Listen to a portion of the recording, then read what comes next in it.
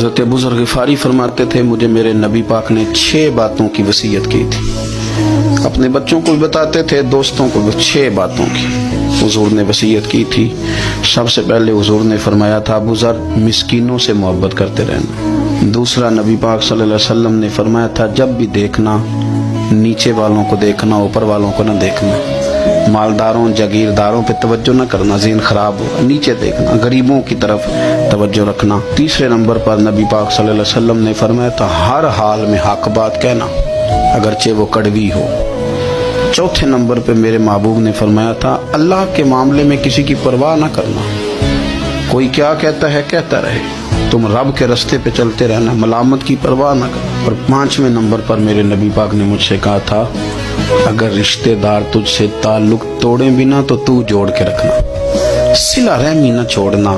اور 6 نمبر پر حضور نے فرمایا تھا اللہ کے عرش کے خزانوں میں سے خزانہ ہے لا حول ولا قوت الا باللہ العلی العظیم. حضور نے فرمایا اسے پڑھتے رہنا, اسے کبھی نہ چھوڑنا. اے اللہ ان نیک اور پاک لوگوں کا صدقہ ہمارے دلوں کو تقویٰ عطا فرما.